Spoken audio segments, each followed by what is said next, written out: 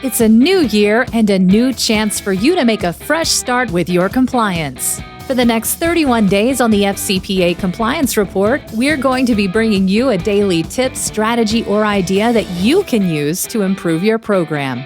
Here's your host, Tom Fox, the Compliance Evangelist. This month's sponsor of 31 Days to a More Effective Compliance Program is Affiliated Monitors.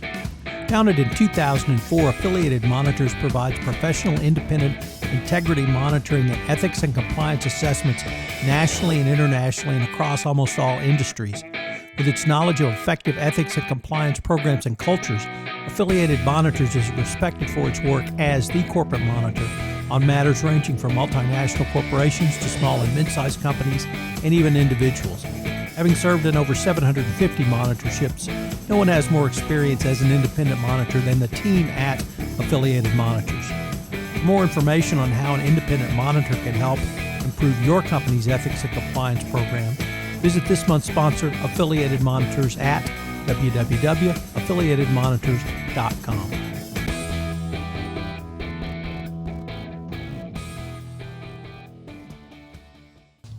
Compliance Terms and Conditions.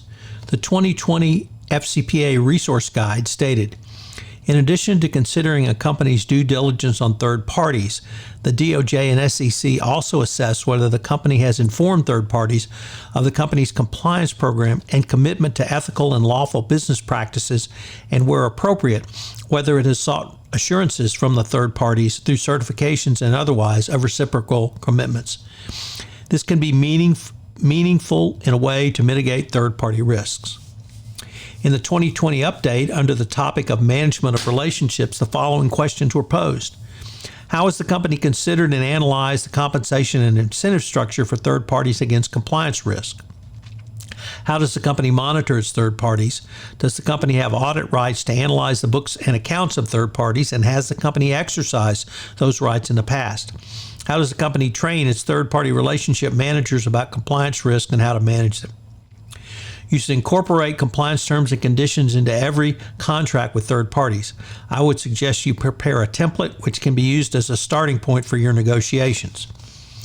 The advantages of such a template are several, and they include the contract language is tested against real events, the contract language assists the company in managing its compliance risks, the contract language fits into a series of related contracts, contract language is straightforward to administer, the contract language helps to manage the expectations of both the contracting parties regarding anti-bribery and anti-corruption.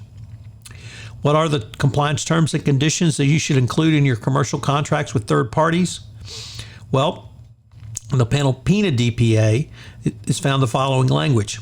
Where necessary and appropriate, Panalpina will include standard provisions in agreements, contracts, and renewals thereof with all agents and business partners that are reasonably calculated to prevent violations of anti-corruption law, which may depend on the circumstances. They include anti-corruption representations and undertakings relating to compliance with anti-corruption laws, rights to conduct audits of books and records of the agent or business partner to ensure compliance with the foregoing, and rights to terminate an agent or business partner as a result of a breach of anti-corruption laws. The Johnson & Johnson DPA had that language but added the following. Contracts with third parties are to include FCPA compliance terms and conditions, including representatives and undertakings of the third party to compliance, right to audit, and right to terminate. Some of the language you can further have are payment mechanisms to comply with the FCPA. The counterparty's obligation to maintain books and records accurately. The counterparty certifies on an annual basis that it has not made or offered a payment of gifts or anything of value. The company's right to audit. And then, of course, remedies, including termination rights for failure of the counterparty to comply with the contract.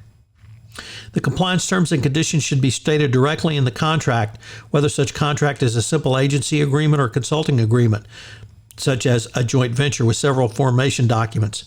The current terms and conditions should include both representations that in all undertakings, the third party will make no payment of money or anything of value, nor will such be offered, promised, or paid to a foreign government official. In addition, you should have affirmative statements regarding conduct in a commercial contract with a third party. These can include indemnification, full indemnification for any bribery or corruption violation, including the cost of the underlying investigation, cooperation. The third party will fully cooperate with any ethics and compliance violation, material breach of contract.